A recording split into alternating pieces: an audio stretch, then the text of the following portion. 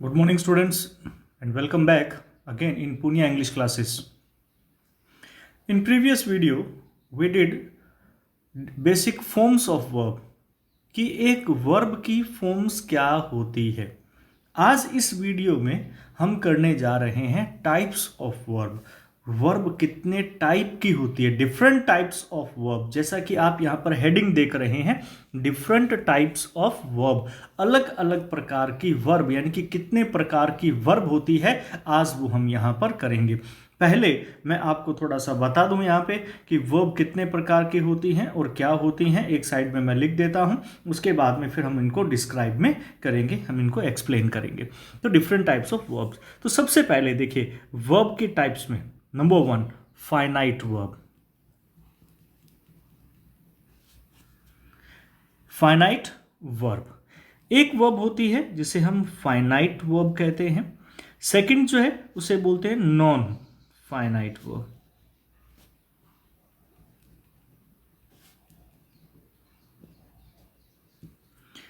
देखिए वर्ब की फॉर्म्स अलग होती हैं, वर्ब की टाइप्स अलग होती हैं। ये जो वर्ब्स की डिफरेंट टाइप्स हैं, ये कहाँ कहाँ यूज होगी, वर्ब को किस तरह से यूज करेंगे, उनको डिस्क्राइब करती है। फाइनाइट वर्ब इसका यूज अलग होता है, नॉन फाइनाइट वर्ब इसका यूज अलग होता है। थर्ड इसमें एक आता है एक्शन वर्ब। कौन सी होती है? एक्शन वर्ब होती है। ठीक है, फिर उसके बाद में पॉइंट नंबर 4 हम करते हैं linking verb.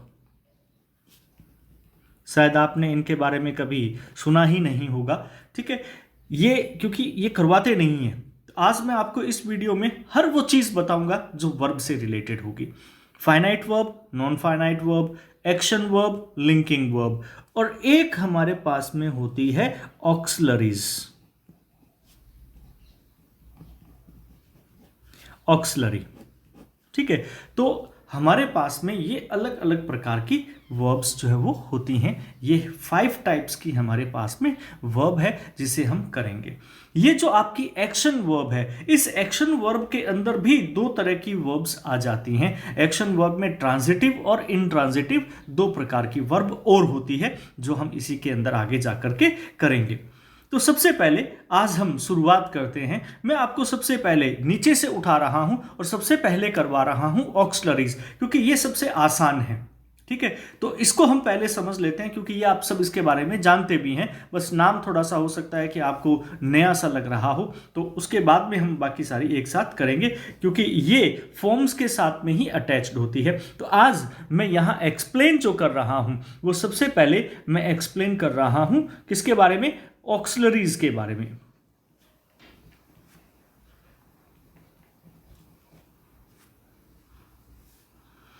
Auxiliary verb. Auxiliary verb क्या होती है, सबसे पहले इसको समझ लीजिए। देखिए ऑक्सलरीज वर्ब जो होती हैं, इसे हम बोलते हैं हेल्पिंग वर्ब। ध्यान रखिएगा, ऑक्सलरीज को ही हम हेल्पिंग वर्ब कहते हैं। हम जो हमारी टिपिकल लैंग्वेज ऑक्सलरीज वर्ब हो गई, हमारी जो इजी लैंग्वेज है उसमें हम इसको यूज करते हैं हेल्पिंग वर्ब। हम नाम देते हैं इसका हेल्पिंग वर्ब। ठीक है, अब हेल्पिंग वर्ब से ही आप समझ जाओगे कि ये होती कौन कौन सी हैं, क्या होती हैं। ऑक्सलरीज नाम इसलिए लिखा जाता है क्योंकि ये 2 प्रकार की होती हैं ऑक्सलरीज। एक तो होती है प्राइमरी ऑक्सलरीज,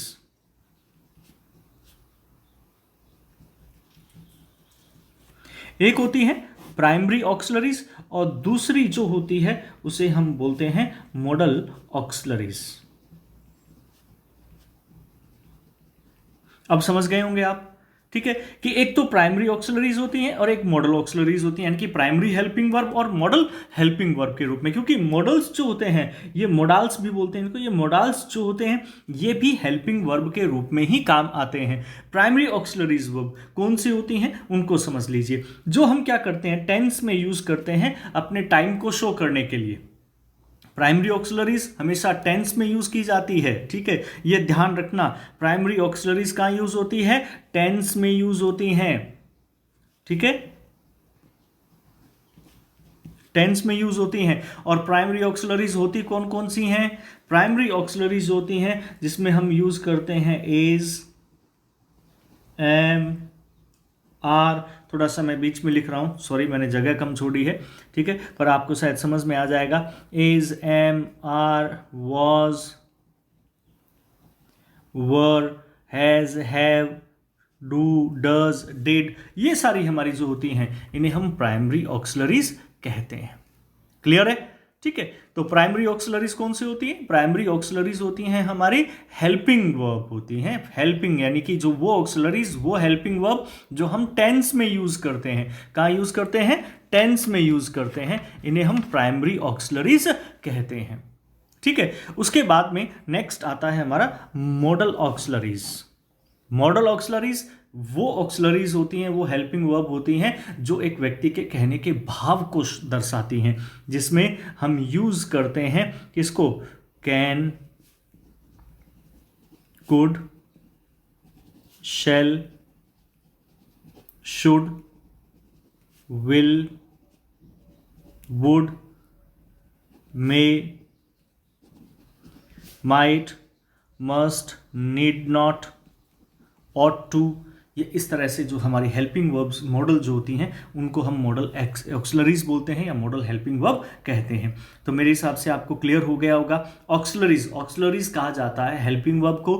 हेल्पिंग वर्ब दो प्रकार की होती हैं, एक होती है हमारी primary auxiliaries, primary helping verb, दूसरी होती है हमारी मॉडल ऑक्सिलरीज जिसे हम मॉडल हेल्पिंग वर्ब के रूप में यूज करते हैं।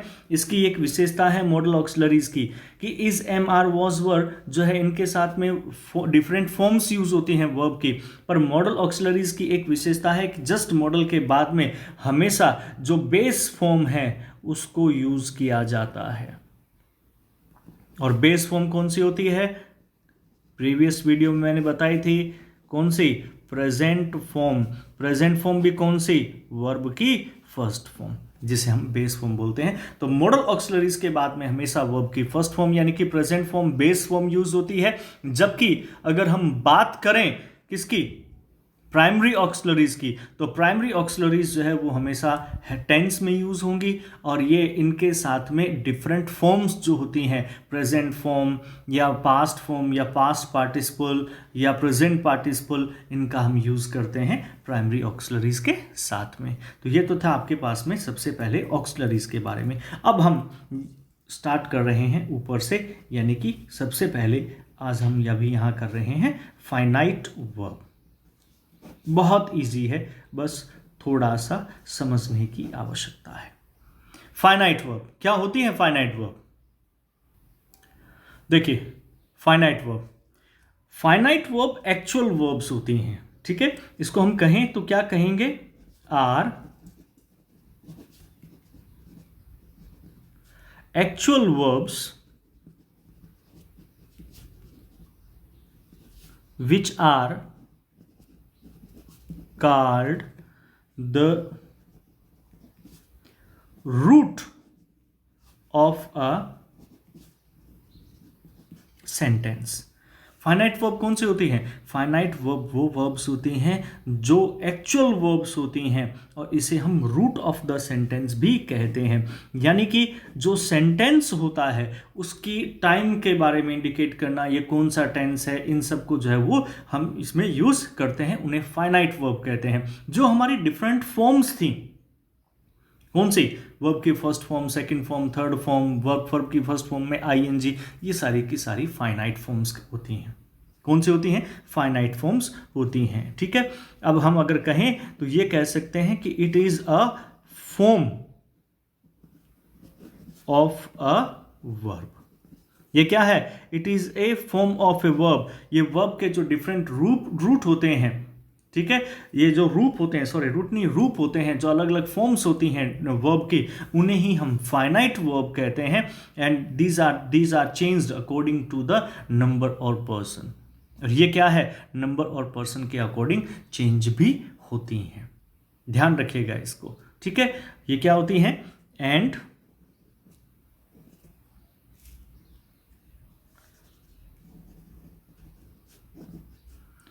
changes according to the number और पर्सन। ये नंबर और पर्सन के अकॉर्डिंग चेंज होती है, ठीक है। जैसे एग्जाम्पल के लिए मैं यहां पर आपको बता रहा हूं, जैसे सिंगुलर, ठीक है, या प्लूरल, सिंगुलर या प्लूरल। जैसे मैंने कहा ही, ये तो नंबर हो गया, तो ही के साथ में हम क्या लगाते हैं, इज, प्लेइंग, ठीक है। अब प्लूरल के साथ में क्या आ गया, दे आर प्लेइंग। ऐसे ही हम और एग्जांपल करें, अगर मैं ही के साथ में यूज करूंगा तो मैं प्लेज यूज करता हूं, अगर मैं दे के साथ यूज करूंगा तो मैं सिर्फ प्ले का यूज करूंगा। तो ये वर्ब जो होती हैं ये क्या होती हैं, चेंज होती है सिंगुलर और प्लूरल को, यानी कि नंबर को देख करके, या पर्सन, फर्स्ट पर्सन है तो क्या लगेगा, सेकंड पर्सन है तो क्या लगेगा, थर्ड पर्सन है तो क्या लगता है, इनके अनुसार ये चेंज होती रहती हैं। तो आपको फाइनाइट वर्ब का समझ में आ गया होगा कि फाइनाइट वर्ब क्या होती है, ठीक है। अब जैसे मैं एग्जांपल कहूं, राम वेंट टू स्कूल, तो राम क्या है, एक परफॉर्म कर रहा है। जो सब्जेक्ट इसमें परफॉर्म करता है, जो सब्जेक्ट एक्शन करता है, काम करता है, वही हमारी फाइनाइट वर्ब होती है, ठीक है। ये ध्यान रखना, मैं यहां एग्जांपल लिख रहा हूं, आप समझ जाएंगे। जैसे मैंने कहा Ram went to school, sorry नीचे जगह नहीं है इसलिए मैं यही समझा रहा हूं, राम वेंट टू स्कूल, तो Ram perform the action and he performed in the past, कि राम ने क्या किया, एक्शन परफॉर्म किया। तो जो सब्जेक्ट एक्शन परफॉर्म करता है वही हमारी क्या होगी, फाइनाइट वर्ब होगी। इसमें एक्शन होता है, नॉन फाइनाइट वर्ब जो होती है उसमें वो एक्शन नहीं होता, ठीक है। They do not work as a verb in the sentence, वो एक वर्ब के रूप में सेंटेंस में यूज नहीं होती है, तो इसलिए वो नॉन फाइनाइट होती है। फाइनाइट वर्ब जो है वो एक्चुअल वर्ब के रूप में यूज की जाती है। तो जो भी सेंटेंस आप बोलते हो जिसमें आप एक्शन कर रहे हो, कोई काम कर रहे हो, this all are finite verbs. Understood, ठीक है। तो आप एक स्क्रीनशॉट ले लीजिए, इसके बाद में मैं चेंज करके आपको नॉन फाइनाइट के बारे में इसमें बताऊंगा।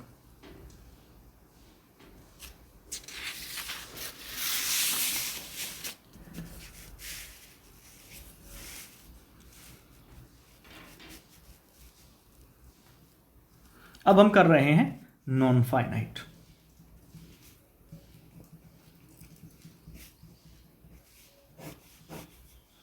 किसके बारे में, नॉन फाइनाइट वर्ब, ठीक है। अब नॉन फाइनाइट वर्ब क्या होती है,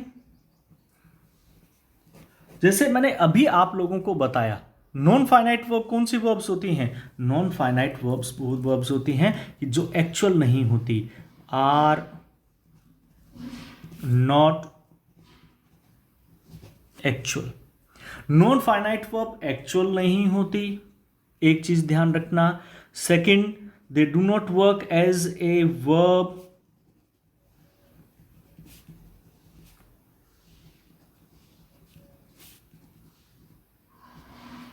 ये वर्ब के रूप में काम नहीं करती, कहां पर, इन अ सेंटेंस, एक सेंटेंस के अंदर, ठीक है। They work as a noun, adjective और एडवर्ब, ठीक है। ये एडजेक्टिव एडवर्ब के रूप में वर्क कर सकती है। They can work as noun, adjective, adverb। ये नाउन, एडजेक्टिव और एडवर्ब के रूप में काम करती हैं, इन्हें बोलते हैं नॉन फाइनाइट वर्ब, ठीक है। अब नॉन फाइनाइट वर्ब के अंदर मैं एग्जांपल दे रहा हूं आपको, ठीक है, कैसे होती हैं ये, ठीक है। Do not change according to the number और जेंडर, ये ध्यान रखना कि ये नंबर और जेंडर के अकॉर्डिंग जो है वो चेंज नहीं होती है, इस बात का आप ध्यान रखेंगे। क्लियर है, ठीक है। जैसे फाइनाइट वर्ब नंबर और जो जेंडर के अकॉर्डिंग चेंज होती थी, ये नंबर और जेंडर के अकॉर्डिंग इनके ऊपर कोई फर्क नहीं पड़ता। कैसे, एक एग्जांपल देखिए, यहां पे आप दोनों ही समझ जाएंगे कि फाइनाइट क्या होती है, नॉन फाइनाइट क्या होती है। Ram went abroad to play. Ram went abroad to play. अब यहां पर देखिए राम वेंट, राम क्या है, सब्जेक्ट है, सब्जेक्ट ने क्या किया, एक्शन किया, तो ये वर्ब कौन सी होगी, फाइनाइट वर्ब होगी। ये वर्ब कौन सी होगी, फाइनाइट वर्ब होगी, ठीक है। जबकि इसके बाद में देखिए टू लगा करके मैं यहां क्या यूज कर रहा हूं, प्ले यूज कर रहा हूं, ठीक है। तो ये टू के बाद में हमेशा वर्ब की फर्स्ट फॉर्म आती है और इसका कोई प्रभाव जो है वो एक सब्जेक्ट के ऊपर जो है वो नहीं पड़ता। तो ये जो वर्ब होती है इसको बोलते हैं नॉन फाइनाइट, यानी कि जो आपकी इन्फिनेटिव टू के बाद में यूज होती है उसे नॉन फाइनाइट वर्ब कहते हैं। ये ध्यान रख लेना, ठीक है। अब जैसे एक एग्जांपल और दे रहा हूं मैं कह रहा हूं I have a broken bat. अब यहां पर हैव क्या है, क्या मेन वर्ब के रूप में काम कर रहा है यहां पे हैव, ध्यान रखना, क्योंकि हैव हेल्पिंग वर्ब नहीं है, यहां पे ये मेन वर्ब के रूप में काम कर रहा है, परंतु ये एक्शन दिखा रहा है, क्या एक्शन नहीं दिखा रहा। यहां पर हैव जो है, हैव का मतलब क्या होता है, होना, कि मेरे पास में है, तो this is not an action, ये एक्शन नहीं है, ठीक है। और एक्शन नहीं है तो इसलिए ये क्या है, फाइनाइट वर्ब नहीं है, क्योंकि ये एक्शन नहीं कर रहा, एक्शन नहीं कर रहा तो ये फाइनाइट वर्ब नहीं हो सकती, ये ध्यान रख लेना। तो इसलिए ये कौन सी वर्ब है, ये है नॉन फाइनाइट, ठीक है, ये ध्यान रख लेना, क्योंकि होने के रूप में बता रही है, कोई काम करने के रूप में नहीं बता रही है। तो जो काम नहीं करती है उसे क्या कहते हैं, नॉन फाइनाइट वर्ब कहते हैं। जैसे जिरेंड आता है, जिरेंड भी किस में आता है, नॉन फाइनाइट वर्ब में आता है, ठीक है। जैसे मैंने कहा walking is a good exercise, walking is a good exercise, ठीक है। अब ये वॉकिंग जो है वो जिरेंड के रूप में आ रहा है। अब इसके बाद में चाहे कुछ भी आ जाए, कोई भी नंबर जेंडर आ जाए, क्या फर्क पड़ता है, कोई फर्क नहीं पड़ता। तो ये जो है वो क्या है, जिरेंड है, और जिरेंड जो है वो हमेशा क्या होता है, नॉन फाइनाइट होता है। तो ध्यान रखिएगा, टू इन्फिनेटिव और जिरेंड, ठीक है, या हैज हैव फॉर्म या be form, is am are जो हम है के रूप में यूज करते हैं, तो ये सारी की सारी फॉर्म्स नॉन फाइनाइट के रूप में यूज होती हैं। कौन सी, जैसे राम इज माई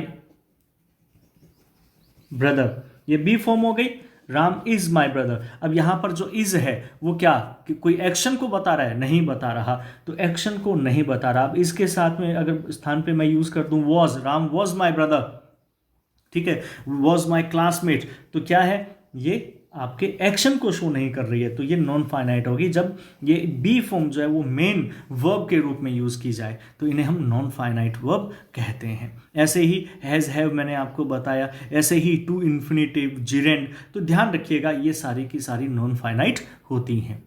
क्लियर है मेरी बात? तो आपको उम्मीद करता हूं कि ये टॉपिक समझ में आया होगा, फाइनाइट और नॉन फाइनाइट क्या होता है। Rest of the topic we will do in our next video.